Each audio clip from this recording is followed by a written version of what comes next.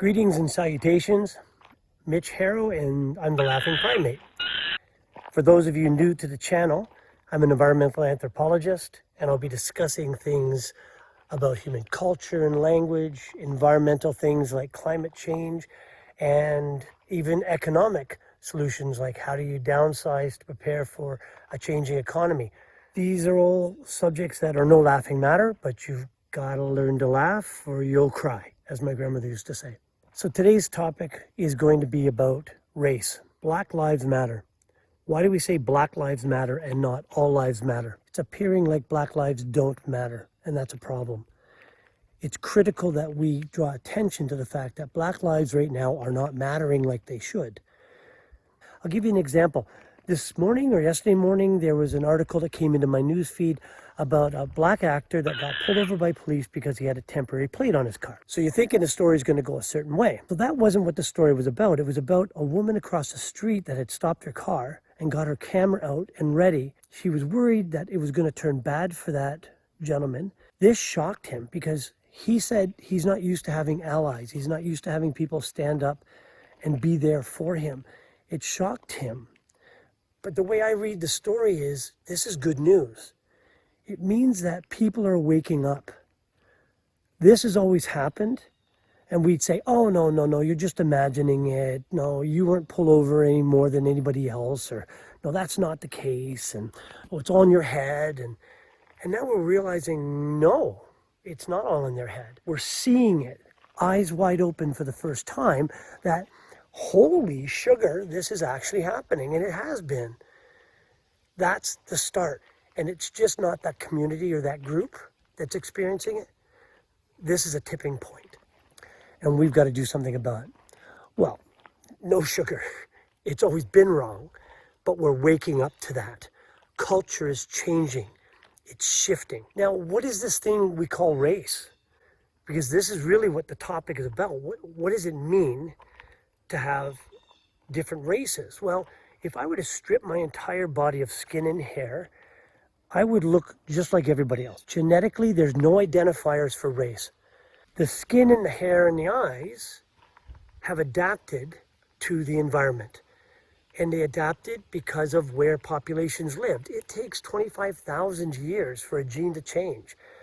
That's why you don't have mutants.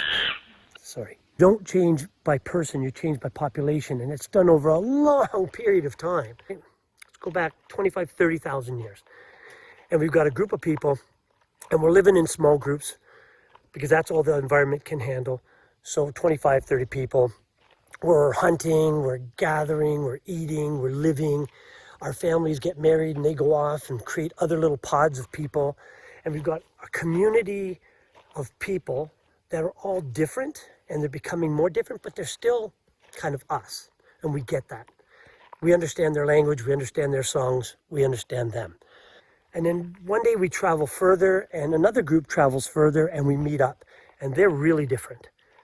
They speak a language we don't understand. Their skin is a color we don't get. Their food smells different. Their habits are different. Everything about them is crazy different, and it scares us. Wow, they've got to be a threat.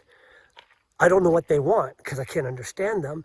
That's when we start differentiating. We start creating we construct a message, a story about those other people. Well, those other people are this, and we tell our kids, watch out for those other people because they're like this. And if you come across them, you can't trust them because they're like this. And those other people are telling the same story about us. And then it creates an us and them, an othering. And then it goes from othering to demonization. The fear always existed, but the idea of race didn't come into being until around the 1600s. It was a way of classifying humans from primitive to civilized, to put them into categories of subspecies. This gave them the ability to justify colonialism, slavery, and imperialism. Right. If we're actually one race, one people, no difference except for the clothes that we're wearing. If you look at the skin and the hair and the eyes as clothing, right? I wear a coat when it's cold, and I wear shorts when it's warm, and it doesn't make me a different person. They're wearing coats because it was cold. I'm wearing shorts because it was warm, and it hasn't changed yet. So it's just the clothes we're wearing. Everyone's going to be fine. Once they hear this and hear me say this, the whole world's going to be different. Well, no, it doesn't happen like that. Just because it's socially constructed doesn't make it any less real. You still have people beaten to death because of the color of their skin, or isolated and alienated because of their religious garb. This is happening and it's real. So the ancestral races, not really races, right? They're just different cultural constructs. So what happens is now we got triggers. We see a certain skin color, we see a certain ritual or religious habit, and we immediately judge. They're this, they're from this group. Doesn't matter if they've lived in Canada forever and ever and ever. We still identify other people as from another race. Because different is bad and can equal death. So we're afraid. So what's the answer? The answer is inclusion. We have to learn how to say, you're different, but that's okay. I'm different than you. I'm different than every other person, and that's okay. And I'm going to celebrate our differences. We need diversification. We have a diverse blood type. O positive, O negative, AB. This is important because if a disease hits us like COVID doesn't like O blood types. It likes A blood types or B blood types.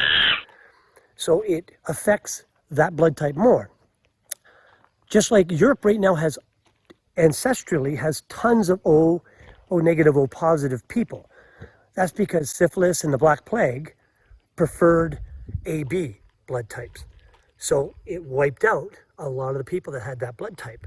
So we start opening and saying that people are different, but we're still people. We embrace that different food, different religion. I laughed the other day. My wife, she ran out of mozzarella cheese. She likes a little chunk of mozzarella cheese once in a while. And I had bought some Havarti. And I bought some Havarti because I thought, hey, it's a different type of cheese. Maybe she'll like it. Maybe it's a better snacking cheese than mozzarella. So I bought it. She wouldn't try it. She wouldn't try it. She said, nope, it's not mozzarella. It's like, well, I said, at least try it. You may love it. So I said, you're going to let this cheese, you're going to let me eat all this cheese, and then you'll never know what it tastes like. And it could be the cheese that changes your life. So I had a little piece of cheese, and I was eating it, and she goes, okay, let me try it. So I gave her a little piece of Havarti. She goes, any more left? And next thing you know, she's eating Havarti. I don't know if she liked it. She wouldn't admit that to me. But she now has eaten Havarti. And it's because she released her belief system that mozzarella was the only cheese and opened her mind to other things. My wife is a very open-minded person, very forward-thinking. But it's a good example of how we can be really stuck in a belief system. Now, for the people that we consider or call racist, they were raised to think a certain way, a belief system. I'm not excusing the behavior. You could yell at them all you want, call them stupid and call them ignorant. It's not going to change. It's going to just confirm to them that, yeah, you're evil, you're bad. We think we're woke and open-minded, but are we? Or are we always consistently thinking and seeing through our cultural lens? We have to physically, as my colleague Kim Snar says, lift the glasses up and look underneath.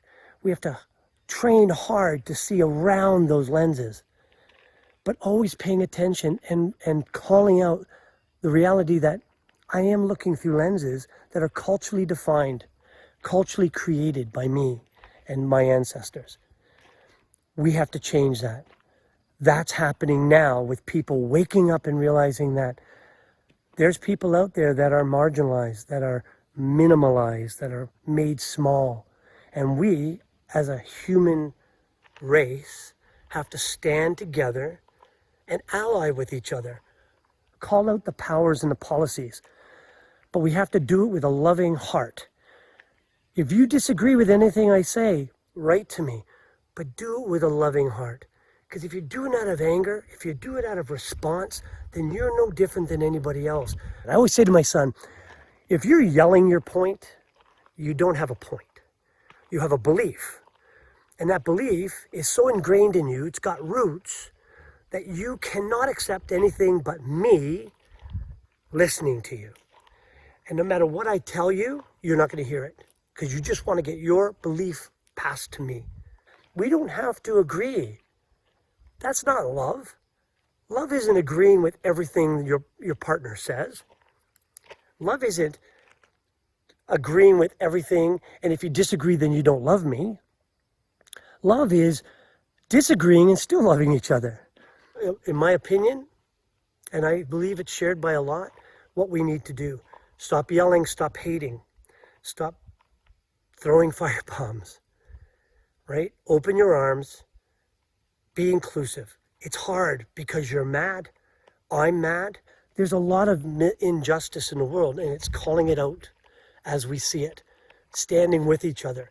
But do it with a laughing heart and not an angry heart. Love and respect. My next video will be on a paper that I did. It's about Negro Creek Road in Ontario, Canada, the vanishing of history.